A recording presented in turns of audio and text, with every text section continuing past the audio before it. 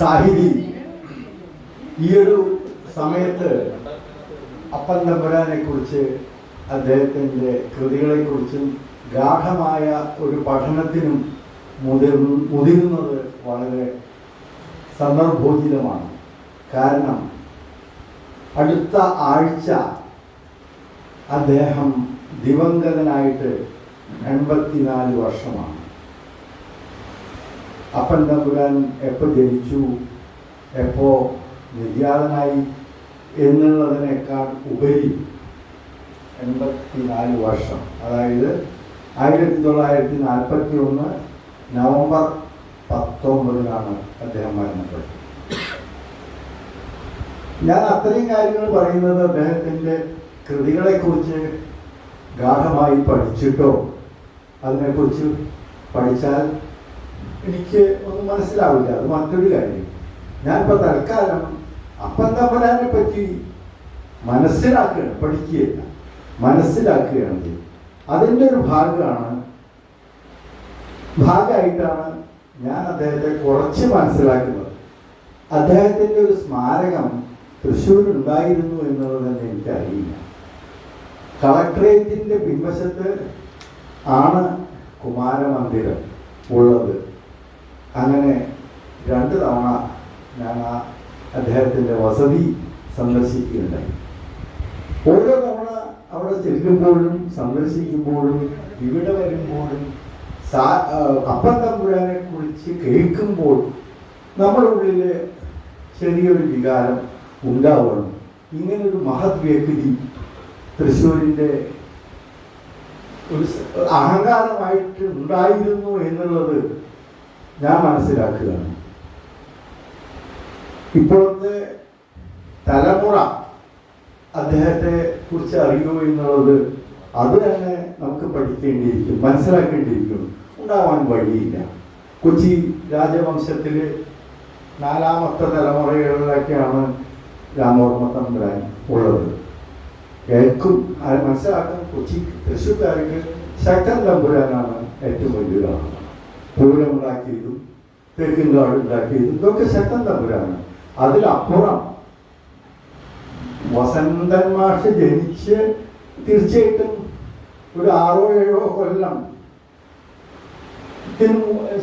ശേഷം മാഷ് ഇനി ഉണ്ടായിട്ടുണ്ട്. എൻ്റെ മാഷ്ക്ക് 90 വയസ്സ് കഴിഞ്ഞു. മാഷ്ക്ക് ആധികാരികമായിട്ട് അദ്ദേഹത്തെ കുറിച്ച് പറയാനും അദ്ദേഹത്തിൻ്റെ കൃതികളെ കുറിച്ച് എഴുതാനും ഒക്കെ സാധിച്ചിട്ടുണ്ട്. അപ്പൊ ഞാൻ ആദ്യം ആരാണ് അപ്പൻ തമ്പുരാൻ എന്ന് മനസ്സിലാക്കുകയാണ് ഞാൻ ചെയ്യുന്നത്.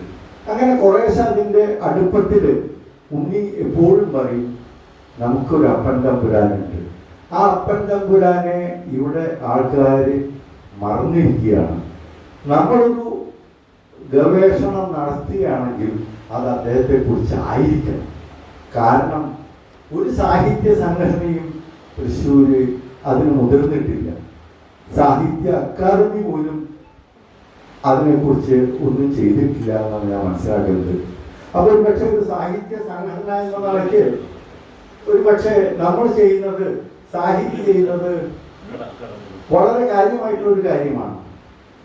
ഇപ്പോഴാണ് ആ കളക്ടറേറ്റിന്റെ പിന്നിലുള്ള കുമാരമന്ദിരത്തിന് മുന്നിൽ ഒരു നല്ല നീല ബോർഡ്, പുതിയൊരു ബോർഡ്, കേരള സാഹിത്യ അക്കാദമി എന്ന് എഴുതി ഒരു ആധിപത്യം സ്ഥാപിക്കാനുള്ള ശ്രമത്തിൽ സാഹിത്യ അക്കാദമിയുടെ ഒരു ബോർഡ് കണ്ടത്. പണ്ട് അത് ഉണ്ടായിരുന്നെങ്കിൽ ഞാൻ അതുകൂടെ മുമ്പ് കാണുമായിരുന്നു. ഇപ്പൊ സാഹിത്യ അക്കാദമി ഞങ്ങളാണ് അതിൻ്റെ എല്ലാ കൊണ്ടു നടക്കുന്ന ആളുകളെ എന്ന് ഉറപ്പിക്കാൻ വേണ്ടിയിട്ടാണോ ഈ 2 ബോർഡുകൾ ഭംഗിയായിട്ട് അവിടെ പ്രതിഷ്ഠിച്ചിട്ടുണ്ട്. അതൊക്കെ മറ്റൊരു കാര്യം. സാഹിത്യ അക്കാദമി നടത്തട്ടെ. പക്ഷേ മറ്റൊരു സംഘടനയും ചെയ്യാത്തൊരു കാര്യത്തിലേക്കാണ് നമ്മൾ കാലെടുത്ത് വെച്ചിട്ടുള്ളത്. അത് നമുക്ക് തീർച്ചയായിട്ടും അഭിമാനകരം തന്നെയാണ്. ഇപ്പോൾ 2-3 തവണ നമ്മളിൽ പലരും ഗവേഷണത്തിനും പഠനത്തിനും വേണ്ടി അവിടെ പോയിട്ടുണ്ട്, അവിടെ സന്ദർശിച്ചിട്ടുണ്ട്. അവിടെ ചെല്ലുമ്പോഴാണ് നമുക്ക് തീർച്ചയായും അങ്ങനെ ഒരു പഠനം, ഒരു ഗവേഷണം വേണം എന്നുള്ളത് എൻ്റെ മനസ്സിൽ തോന്നി തുടങ്ങിയിട്ടുള്ളത്. അപ്പോൾ തീർച്ചയായും നല്ലൊരു സംരംഭത്തിലേക്കാണ് നമ്മൾ കിടക്കുന്നത്. ഇപ്പോൾ അതിൻ്റെ പിന്നിൽ ഇപ്പോൾ സാഹിത്യം എന്ന് പറഞ്ഞാൽ ഒരു കാലത്തല്ല ഉണ്ണികൃഷ്ണനാണ്. ഇപ്പൊ നമുക്ക് തോന്നി തുടങ്ങി നമ്മളൊക്കെ സാഹിത്യമാണ്. അതാണ് കാര്യം. പണ്ട് ഒരാളിന് മാത്രമേ നിന്നിരുന്നുള്ളൂ. ഇന്നിപ്പോ കൃത്യമായിട്ട് പറയാൻ ഞാൻ സാഹിത്യകാരനാണ്, നമ്മുടെയും കൂടിയാണ്, എൻ്റെയും കൂടിയാണ് സാഹിത്യം എന്ന് തുറന്നു പറയാനുള്ള ധൈര്യവും ആർജവും വന്നത് ഈ സാഹിത്യ പ്രവർത്തനങ്ങളിൽ നമ്മൾ ആകൃഷ്ടരായിട്ടാണ്. അതുകൊണ്ട് ഉണ്ണികൃഷ്ണനെ നമ്മൾ മാറ്റി നിർത്തിയല്ല. ഉണ്ണികൃഷ്ണനില്ലെങ്കിൽ സാഹിത്യമില്ല, നമ്മളില്ലെങ്കിൽ സാഹിത്യമില്ല, അത് മറ്റൊരു കാര്യം. അപ്പൊ അതുകൊണ്ട് ഇത്തരം സംരംഭങ്ങൾ മറ്റൊരു സാഹിത്യ സംഘടനയ്ക്കും ചെയ്യാൻ കഴിയാത്ത ഒരു കാര്യം നടപ്പാക്കാനാണ് നമ്മൾ കാലെടുത്ത് വെക്കുന്നത്. ഇപ്പോൾ ഉണ്ണിയുടെ ദൃഢ നിശ്ചയം അത് വളരെ കാര്യമായിട്ടുള്ളൊരു കാര്യമാണ്. അപ്പം നമ്മൾ പല ഗവേഷണങ്ങളും അവിടെ നടത്തുന്നു. പലവരും സെബാസ്റ്റ്യൻ മാഷ് പോകുന്നുണ്ട്, രാജലക്ഷ്മി ടീച്ചർ പോകുന്നുണ്ട്. ഇവരൊക്കെ പോയിട്ട് അദ്ദേഹത്തിൻ്റെ പല രചനകളും നമുക്ക് ഒരിക്കലും ചിന്തിക്കാൻ കഴിയാത്ത തലത്തിലേക്ക് അദ്ദേഹം ഒരു കവിയായിരുന്നു, ഒരു ഉപന്യാസകാരനായിരുന്നു എന്നൊക്കെ നമ്മൾ മനസ്സിലാക്കുന്നു. ഒരു പത്രപ്രവർത്തകനും ആയിരുന്നു എന്നുള്ളത് പിന്നെ നമ്മൾക്ക് മനസ്സിലായി. അതുകൊണ്ട് എനിക്ക് കുറച്ചുകൂടി കൂടുതൽ സന്തോഷം. അദ്ദേഹം 10ാം വയസ്സിൽ സംസ്കൃതമൊക്കെ പഠിച്ച് പിന്നെ മദ്രാസിലേക്ക് പോയി അവിടെ മലയാളവും ഇംഗ്ലീഷും ഒക്കെ FAയും BAക്കൊക്കെ പഠിച്ചു.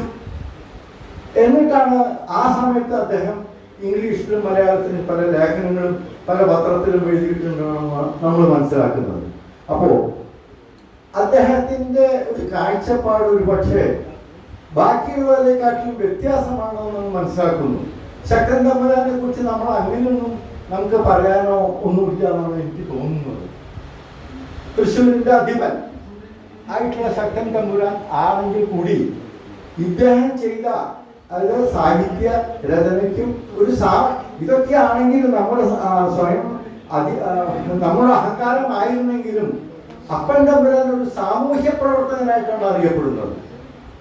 അദ്ദേഹത്തിൻ്റെ പല കാര്യങ്ങളും അതായത് അദ്ദേഹം നടപ്പാക്കാൻ ഉദ്ദേശിച്ച ഒരുപക്ഷെ കേരളത്തിന് തന്നെ സാഹിത്യം മാത്രമല്ല അദ്ദേഹം പല രംഗങ്ങളിലും കാലെടുത്തു വെച്ചിട്ടുണ്ട്. ഒരുപക്ഷെ നമുക്ക് അത്ഭുതമൊന്നും 1927 ആദ്യമായിട്ട് കേരളത്തിലൊരു സിനിമ കമ്പനി ഉണ്ടാക്കി എന്നാണ് പറയുന്നത്. 27 കേരളത്തിലെ ആദ്യത്തെ ചലച്ചിത്ര നിർമ്മാണ സ്ഥാപനം കേരള സിനിട്ടോ. നമുക്ക് ആലോചിക്കാൻ തന്നെ കഴിയില്ല. അദ്ദേഹം ഉണ്ടാക്കി. അതുമാത്രമല്ല അദ്ദേഹത്തിന് ഒരു മോഹം ഉണ്ടായിരുന്നു. അദ്ദേഹം എഴുതിയ ഭൂതരായര് ഒരു സിനിമയാക്കണം. ഇനി അദ്ദേഹത്തിന് അതിൽ അഭിനയിക്കണമെന്നുണ്ടായിരുന്നു എന്നറിയില്ല. അപ്പോൾ അങ്ങനെയൊക്കെയാണ് അദ്ദേഹത്തിൻ്റെ പല ആഗ്രഹങ്ങളും ഉണ്ടായി പ്രവർത്തിച്ച ഒരാൾ കൂടിയാണ്. കേവലം എഴുത്തോ അല്ലെങ്കിൽ ഭാഷ നന്നാക്കാൻ വേണ്ടി മാത്രം ഉള്ള ഒരാളായിട്ടല്ല നമ്മൾ മനസ്സിലാക്കുന്നത്. അപ്പോൾ അങ്ങനെയൊക്കെ ഉണ്ടായിട്ട് പോലും ഇത് അദ്ദേഹത്തെ ഒരു ഇപ്പോൾ അദ്ദേഹം ചെയ്യുന്നത് പല കാര്യങ്ങളിലുണ്ട്. ഒരു അദ്ദേഹം മംഗളോദയം ഇവിടെ ഒരു പ്രസ് വാങ്ങി, പിന്നെ മംഗളോദയം പബ്ലിക്കേഷൻസ് ഇവിടെ തുടങ്ങി.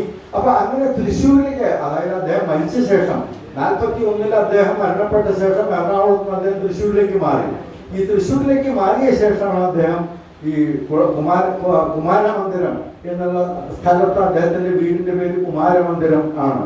അപ്പോ അദ്ദേഹം അതിന് പേരിട്ടത് അദ്ദേഹം പറയുന്നത് പുത്രന്റെ ചോറൂണും ഗൃഹപ്രവേശനവും ഒരു ദിവസമായതുകൊണ്ടാണ് ഞാൻ കുമാരമന്ദിരം എന്ന് പേരിട്ടത് എന്ന് അദ്ദേഹം തന്നെ പറയുന്നുണ്ട്. അപ്പോൾ പല കാര്യങ്ങളും ആ കുമാരമന്ദിരത്തിലേക്ക് നമ്മൾ കിടക്കുമ്പോൾ തന്നെ നല്ല ശില്പങ്ങൾ, ആദ്യം ഒരു ടൈലിട്ട ഒരു സ്ഥലം, ഒരു ഹെക്സഗൺ മാതിരി, അവിടുത്തെ ഓരോ ടൈലുകൾ അല്ലെങ്കിൽ വാതിലുകൾ, ഇതൊക്കെ കൊത്തുപണിയിൽ വളരെ അത്ഭുതമായിട്ട് കാണാം. ഇപ്പൊ നമ്മൾ പോകുമ്പോൾ ഒരു 2 പാമ്പുകൾ ഇണചേർന്ന് നിൽക്കുന്ന ഒരു 2 പാമ്പുകൾ, പിന്നെ ഒരു അനന്തശയനം, ഇതൊക്കെ അദ്ദേഹം കൊത്തിവെച്ചതാണെന്നാണ് പറയുന്നത്. അപ്പൊ എന്തെല്ലാം ബഹുമുഖ പ്രതിഭയായിരുന്നു എന്നുള്ളതാണ് നമുക്ക് മനസ്സിലാക്കേണ്ടത്. എല്ലാ രംഗങ്ങൾക്കും അദ്ദേഹം നല്ലൊരു ശില്പിയായിരുന്നു, സാഹിത്യകാരനായിരുന്നു, ഉപാസകനായിരുന്നു, പല പല കാര്യങ്ങളിലും അപ്പൻ തമ്പുരാൻ നമുക്ക് ഇതൊക്കെ അറിയൂ എന്നുള്ളതാണ്. അപ്പൊ ഞാൻ അദ്ദേഹത്തെ വിനോദ് വളരെ ഗാഠമായി അതിനെക്കുറിച്ച് പറയുന്നു. അതിന് അവിടേക്ക് എത്തുന്നതിന് മുമ്പേ ആരാണ് അപ്പൻ തമ്പുരാൻ എന്ന് മനസ്സിലാക്കാനുള്ള ഒരു ചെറിയ ഒരു ശ്രമമാണ് ഞാൻ നടത്തിക്കൊണ്ടിരിക്കുന്നത്. ഇപ്പൊ അതിലൊക്കെ നോക്കുമ്പോൾ ഇടയ്ക്ക് കുമാരമന്ദിരം ഇടയ്ക്കിടയ്ക്ക് സന്ദർശിക്കണമെന്ന് തോന്നി തുടങ്ങി. കാരണം ഓരോ തവണയും നമ്മൾ അപ്പൻ തമ്പുരാനെ കുറിച്ച് പറയുകയും കേൾക്കുകയും ചെയ്യുമ്പോൾ അദ്ദേഹത്തിന്റെ താമസ സ്ഥലത്ത് പോയാൽ കുറച്ചുകൂടി നമുക്ക് പലപ്പോഴും നമ്മൾ വലിയ വലിയ ആളുകളെ എഴുത്തിലൂടെയും അല്ലെങ്കിൽ മാത്രമേ നമ്മൾ മനസ്സിലാക്കുന്നുള്ളൂ. അവര് നമ്മുടെ മുന്നിൽ നിൽക്കുന്നു എന്നൊരു പ്രതീതി ഉണ്ടായിരിക്കും. എത്രയോ കാലങ്ങളെ മുമ്പ് ഷേക്സ്പിയർ ഒക്കെ മരിച്ചു പോയിട്ട് നമ്മളിങ്ങനെ ഇപ്പോഴും അവരെ കുറിച്ച് കേൾക്കുന്നതും ഇതൊക്കെ വള്ളത്തോൾ നാരായണൻ, വസന്ത മാഷ് ഒഴികെ ബാക്കിയുള്ളവരൊക്കെ നമ്മളൊക്കെ അദ്ദേഹത്തിന് ചങ്ങമ്പുഴയും വള്ളത്തോൾ നാരായണനൊക്കെ നമ്മൾ കേൾക്കുകയാണ്. അവരുടെ ഓരോ കൃതി വായിക്കുമ്പോഴും ഓരോ കവിത കേൾക്കുമ്പോഴും നമ്മുടെ മുമ്പിൽ അവർ ഉള്ള മരി നിൽക്കുന്ന മരി നമുക്ക് തോന്നും. അങ്ങനെ തന്നെ ഓരോ കാര്യങ്ങളിലും ഇപ്പോൾ എന്ത് ഗവേഷണം നടത്തുമ്പോഴും അത് ധാരാളം അത്ഭുതപ്പെടുന്നുണ്ട്. നമ്മൾ അവിടെ പോയപ്പോൾ മറ്റേ അപ്പൻ തമ്പുരാൻ സ്മാരക മന്ദിരത്തിൽ പോയപ്പോൾ നല്ലൊരു ലൈബ്രറി ഉണ്ട്.